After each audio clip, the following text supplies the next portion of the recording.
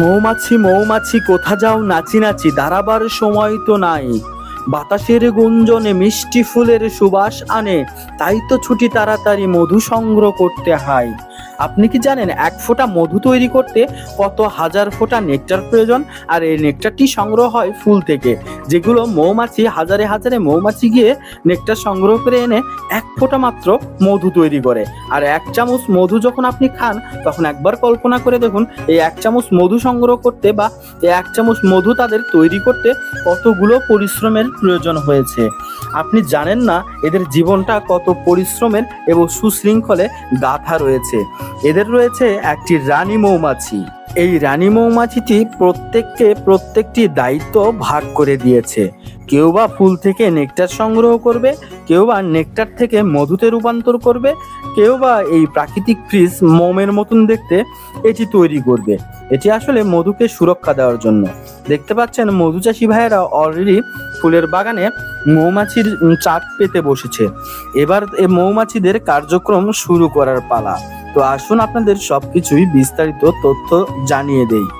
আপনারা জানেন এই রানী মাছি তাদেরকে প্রত্যেক দিন সকালে তাদেরকে দায়িত্ব দেয় 1000 অক্লান্ত পরিশ্রমী কর্মীদেরকে নেকটার সংগ্রহ করতে। রানীর আদেশ মতো তারা প্রত্যেক দিন সকালে বা ভোরবেলায় সূর্যের আলো ফুটতে না ফুটতেই দল বেঁধে চলে যায়, চারিদিকে খুঁজে বেড়ায় কোন ফুলে সবচেয়ে বেশি নেকটার আছে। তাদের চোখ, ঘ্রাণ শক্তি ও দিক চেতনা এতটাই প্রখর যে কয়েক কিলোমিটার দূরের ফুলের ঘ্রাণও এখান থেকেই পেতে পারে। নেকটার শনাক্ত করতে পারে। যখন একটি মৌমাছি একটি ফুল খুঁজে পায়, তখন সে তার লম্বা জিহ্বা দিয়ে সেখানে হুল ফুটানোর মতো হুল ফুটিয়ে সেখান থেকে নেকটার সংগ্রহ করে এবং নেকটারগুলো সংগ্রহ করার পরে এই নেকটারটি সংগ্রহ করার জন্য তাদের পেটের ভিতরে একটি স্টমাক রয়েছে, যে স্টমাকের নাম হচ্ছে হানি স্টমাক। এই হানি স্টমাক সাধারণত পেট নয়, বরং এটি মধু বহন করার জন্য আলাদা একটি অঙ্গ। যখন একটি মৌমাছি সেই মধু পেয়ে যায়, তখন সে যখন এই মধুটি নিয়ে বা নেকটারটি নিয়ে যখন তার বাসায় বা মৌচাকে ফিরে আসে, তখন অন্য অন্য মৌমাছিদেরকে এই ঘোষণাটি দিয়ে দেয় যে কোন ফুলে মধু বেশি থাকে। তখন তারাও দল বেঁধে সেখানে চলে যায় এবং সেখান থেকে নেকটার সংগ্রহ করে নিয়ে এসে আবারও মৌচাকে ফিরে আসে। মৌচাকে ফিরে আসার পরে সেখানে শুরু হয় প্রকৃত মধু প্রস্তুতির জাদুকরী কাজ। নেকটারটি সে মুখে তুলে দেয় আরেক কর্মীর কাছে, যারা শুধু দায়িত্বেই থাকে নেকটার থেকে মধু রূপান্তরিত করার কাজে। এটা মুখে মুখে আদান প্রদান করাকে বলা হয় ট্রাফেলেন্স। ট্রাফেলিংসের সময় প্রত্যেকটি মৌমাছি ইনভারেন্স নামে একটি এনজাইম মেশায়, যা নেকটার ভেঙে দেয় এবং গ্লুকোজ ও ফ্রুক্টোজ তৈরি করতে সাহায্য করে।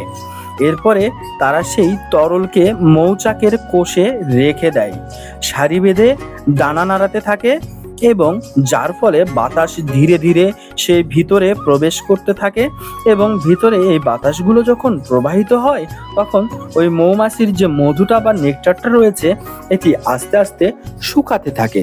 শুকানোর ফলে যেটা হয় সেটি হচ্ছে এখান থেকে যে অতিরিক্ত পানিগুলো রয়েছে এই পানিগুলো চলে যায় এবং শুধু ঘন তরল পিচ্ছিল একটি মধুতে রূপান্তরিত হয়। দেখতে পাচ্ছেন এখানে সবাই লাপালাপি ঝাপাঝাপি করে এই মধুতে বাতাস দিতে শুরু করেছে। এদের কাজই হচ্ছে এরকম ভাবে বাতাস দেওয়া। এরা যখন ফুল থেকে মধু সংগ্রহ করে তখন কিন্তু অনেক কষ্টে এক ফোঁটা নেকটার নিয়ে আসে, মধু না। কয়েক হাজার ফোঁটা নেকটার জড়ো করলে এক ফোঁটা মধু তৈরি হয়। এটা অবশ্যই মাথায় রাখবেন যে এরা কতটা পরিশ্রমী। আপনাদের পুরোপুরি সব কার্যক্রমে দেখাবো, আমার সাথে দেখতে থাকুন। দেখতে পাচ্ছেন এখানে এই নেকটারগুলো যখন বাতাসে আস্তে আস্তে আঠালো হয়ে আসে, ঘন গাঢ় হয়ে আসে, তখন এগুলো প্রাকৃতিক একটি ফ্রিজ তৈরি করে। এভাবে ফ্রিজ তৈরি করার পরে যে ফুল থেকে মধু সংগ্রহ করে নিয়ে আসলো বা নেকটার সংগ্রহ করে নিয়ে আসলো, এটা যখন ঘন হয়ে যায় তখন ওই প্রাকৃতিক যে ফ্রিজটা তৈরি করলো সেই ফ্রিজের ভিতরে এই নেকটারগুলো রেখে দেয়। রেখে দেওয়ার পরে একে অন্যের মুখে মুখে এটা নেওয়া দেওয়া শুরু করে। এই সময় এক ধরনের এনজাইম, যে এনজাইমটির নাম হচ্ছে ইনভার্টেস নামক এনজাইম মেশায়। এই এনজাইমটি মেশানোর ফলে গ্লুকোজ ভেঙে ফ্রুক্টোজ তৈরি হয়। তারপরে সেটি হয়ে যায় মৌমাছির মধুতে রূপান্তরিত হয়। এরপরে এই ফ্রুক্টোজটি ধীরে ধীরে এই কৃত্রিম বা প্রাকৃতিক, যে কৃত্রিম উপায়ে ফ্রিজ তৈরি না, এটা হচ্ছে প্রাকৃতিক উপায়ের ফ্রিজ তৈরি, তাদের নিজস্ব মোমের আবরণ দিয়ে এটির ভিতরে সুন্দরভাবে সংরক্ষণ করে। এই সংরক্ষণ কার্যক্রম চালানোর পরে তারা দেখতে পাচ্ছেন সুগঠিতভাবে এটিকে পুরোপুরি মুড়িয়ে দিচ্ছে, মোম দিয়ে এটিকে মুড়িয়ে দিচ্ছে। ভাইটি এখন পর্যবেক্ষণ করছে ঠিকঠাক মতো এটি মুড়ানো হয়েছে কিনা। যখন এগুলো ঠিকঠাক মতো পরিপূর্ণভাবে একটি পূর্ণাঙ্গ মৌচাকে পরিণত হবে, তখন এগুলো হারভেস্টে চলে যাবে। দেখতে পাচ্ছেন এখানে আরো কিছুদিন অপেক্ষা করা হচ্ছে, কারণ এগুলো এখনো পরিপূর্ণভাবে মধু জমা হয়নি। মৌমাছিগুলো খুবই ব্যস্ত তাদের মধুর জারটি পরিপূর্ণভাবে ভরাট করতে। এর কিছুদিন পরে দেখতে পাচ্ছেন আবারও সেগুলো পর্যবেক্ষণ করা হচ্ছে। পর্যবেক্ষণের সময় এগুলো আলতোভাবে একটু করে ফাঁকা করে দেখা হচ্ছে পরবর্তীগুলোতে ঠিকভাবে মধু লেগেছে কিনা। যখন দেখা গেল এগুলোতে পরিপূর্ণ মধু লেগেছে, তখন এগুলো উঠিয়ে যেগুলো পরিপূর্ণভাবে মৌচাক তৈরি হয়ে গেছে সেগুলো আলাদা একটি পাত্রে সংরক্ষণ করা হয়। সংরক্ষণের পরে এভাবে ধোঁয়া ছড়ানো হয় যেন মৌমাছিগুলো আপাতত কিছু সময়ের জন্য উড়ে চলে যায় অন্য স্থানে। আর এই সময় ফাঁকা পেয়ে তখন তারা মধুগুলো কেটে নিতে পারবে। দেখুন, এভাবে তাদেরকে ধোঁয়া ছিটিয়ে তাদেরকে সরিয়ে দেওয়া হয়। কি সুন্দর একটি প্রসেস, তাই না? হ্যাঁ, দেখতে পাচ্ছেন এখন এগুলো পরিপূর্ণ একটি মৌচাকে রূপান্তরিত হয়ে গেছে, মধুতে টইটুম্বুর হয়ে গেছে, ভরপুর অবস্থায় রয়েছে। এগুলোতে এখন পানি স্প্রে অথবা ধোঁয়া স্প্রে করা হচ্ছে। যখন এগুলো একটি আরেকটির সাথে লেগে যায় তখন বোঝা যায় যে এটি পরিপূর্ণ হয়ে ওভার হয়ে গেছে। যে বাগানে ফুল বেশি সে বাগানে এরকমই হয়ে যায়। এরপরে ধীরে ধীরে এই চাকগুলো সেখান থেকে উঠানো হয়। উঠানোর পরে এই চাকের উপরে যে হালকা তারা মোমের আবরণ দিয়ে ঢেকে দিয়েছে, এটিকে আলতোভাবে তুলে নেওয়া হয়।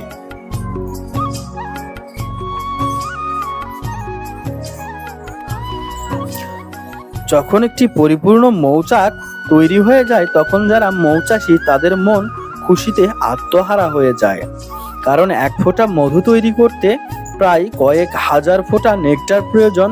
কয়েক হাজার শ্রমিকের কার্যক্রম রয়েছে এর ভিতরে, পরিশ্রম আর পরিশ্রম, এর ভিতরে অনেক পরিশ্রম।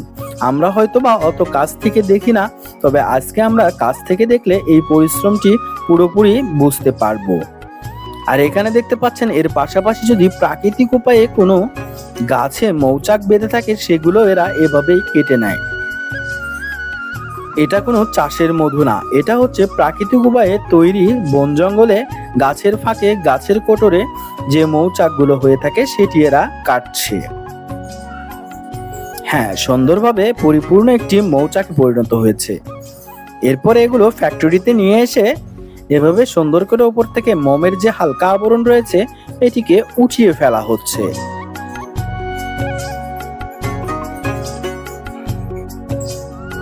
এটি উঠানোর পরে দেখতে পাচ্ছেন সুগঠিত সুন্দর একটি মধুতে টইটুম্বুর হয়ে আছে চাকটি।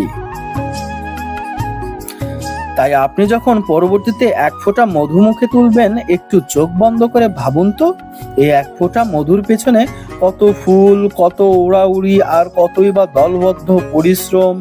এই শুধু মধু নয়, এটা প্রাকৃতির এক শ্রেষ্ঠ উপহার। শ্রদ্ধা জানাই সেই সৃষ্টিকর্তার কাছে যে এভাবেই জীবনচক্রটি তাদের চালিয়েছে আমাদের জন্য।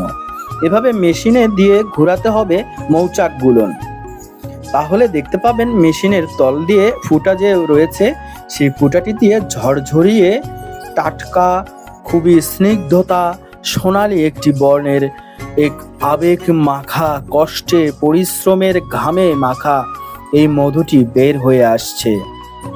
টাটকা তাজা মধু দেখতে আসলে অনেক সুন্দর এবং এটা অনেক রোগ মুক্তির কারণ। অনেক রোগী আছে যেগুলো এই মধু দ্বারা মুক্ত হয়। সোনালি তরল চায়ের কাপে এই মধুটি যেন আজব ভাবে মানিয়ে ওঠে। রুটির উপরে হালকা গরম পানিতে মেশালে এই মধুটি যেন অমৃত হয়ে যায়।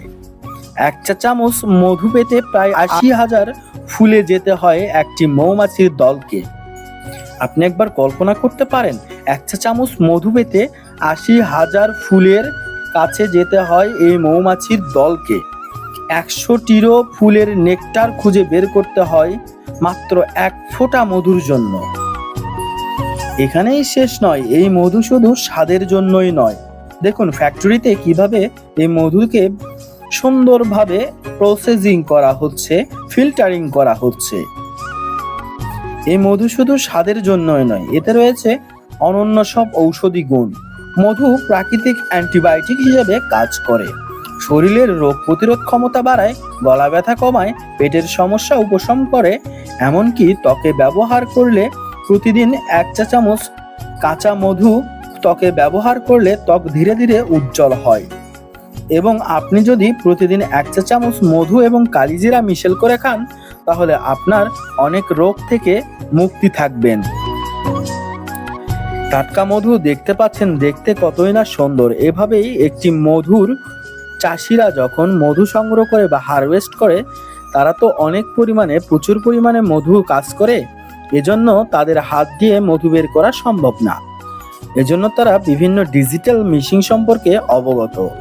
এই মেশিনগুলো দিয়ে তারা এই মৌচাক থেকে মধুগুলো ধীরে ধীরে সংগ্রহ করে নেয়।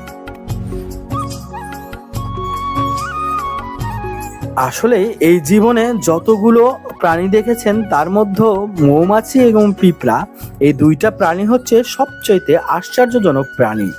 কারণ মৌমাছি যেমন দলগত বা গোষ্ঠীবদ্ধ হয়ে থাকে, পিঁপড়াও কিন্তু ঠিক তেমনি দলবদ্ধ হয়ে থাকে। মৌমাছি মধু সংগ্রহ করতে ভালোবাসে, পিঁপড়া এই মিষ্টি মধু খেতে ভালোবাসে। এদের দুজনের মধ্যে কিন্তু রয়েছে অনেক পার্থক্য। মধু সংগ্রহের পরে দেখতে পাচ্ছেন এভাবে বোতলজাত করা হচ্ছে। বোতলজাত প্রক্রিয়া শেষ করার পরেই প্যাকেটিং হবে, প্যাকেটিং হয়ে চলে আসবে আপনার আমার সবার খাবার টেবিলে। এই যে দেখতে পাচ্ছেন সুন্দর একটি প্যাকেটিং করা হয়েছে বিভিন্ন কোম্পানি ভেদে। এই প্যাকেটিং গুলো এখন যারা মার্কেটিং এর দায়িত্বে রয়েছে তারা খুবই খুশিতে আনন্দে প্যাকেট করছে এবং গাড়িতে লোড করছে, বিভিন্ন স্থানে পৌঁছে দেবে। আপনার আমার চাহিদা অনুসারে আপনার আমার খাবার প্লেটে বা খাবার টেবিলে পৌঁছে দেওয়ার জন্য এরা এখন তৈরি। আমরা শুধু খাওয়ার সময় এই মধুটিকেই দেখি। একবার মধুটি মুখে নিয়ে চিন্তা করতে পারেন এই মধুর পিছনে কতগুলো মৌমাছির পরিশ্রম রয়েছে। হিসাব করা যায় 80,000 মৌমাছি 1 চামচ মধু তৈরি করতে প্রয়োজন পড়ে। আর এই মধু যখন আমরা খাই তখন এটি কেউ বা ঔষধি গুণাগুণ সম্পন্ন হিসাবে বিভিন্ন ধরনের কালিজিরা বা অন্যান্য কিছু মিশিয়ে খাই, অথবা এটা এমনিতেই আমরা প্রতিদিন সকালে খাই, কেউ বা চায়ের সাথে খাই। বিভিন্ন রকমে এই মধুটি আমরা খেতে পারি। কিন্তু মধু হওয়ার পাশাপাশি আমরা যদি এই মৌমাছিদের পরিশ্রমের কথা ভুলে যাই তাহলে কিন্তু হবে না। আমাদের মানুষের জীবনেও যদি আমরা মৌমাছিদের মতো পরিশ্রমী হতে পারি তাহলে জীবনের সফলতা কেউ আটকাতে পারবে না। এই যে তারা মৌমাছিগুলো দলবদ্ধভাবে তারা একটিমাত্র রানীর কথায় ওঠে, রানীর কথায় বসে, নেতার কথা কখনো অমান্য করে না। এরকম যদি আমাদের জীবনেও সুগঠিত একটি নেতা পাই, তাদের জীবন ধরে বা তাদের হাত ধরে যদি চলতে পারি তাহলে ইনশাল্লাহ আমরা কখনো ভুল পথে যাব না। আজকের এই ভিডিও আশা করি আপনাদের কাছে অনেক ভালো লেগেছে। এই মধু সংগ্রহ, মধু প্রসেসিং, মধু প্যাকেটিং, মধুর ঔষধি গুণাগুণ সম্পর্কে আগে যদি আপনারা কখনো জেনে থাকেন অবশ্যই আমাদের কমেন্ট বক্স খোলা আছে, কমেন্ট বক্সে অবশ্যই এটি কমেন্ট করে আমাদের জানিয়ে যাবেন। আপনাদের কাছে চিরকৃতজ্ঞ থাকব যদি এই ভিডিওটি শেয়ার করেন এবং সাবস্ক্রাইব করে আমাদের পাশে থাকেন। প্রাচীনকাল থেকে ইউনানি, আয়ুর্বেদিক, হাদিসেও মধুর গুণাগুণ সম্পর্কে বলা হয়েছে। রাসূল সাল্লাল্লাহু আলাইহি সাল্লাম বলেছে, তোমরা মধুর মাধ্যমে চিকিৎসা করো, কারণ এতে রয়েছে রোগের জন্য শেফা বা আরোগ্য। বুখারী শরীফ 56 নম্বর আয়াত। তো সবাই ভালো থাকবেন, চ্যানেলটি সাবস্ক্রাইব করবেন। আবারও দেখা হবে নতুন কোনো ভিডিওতে। ধন্যবাদ।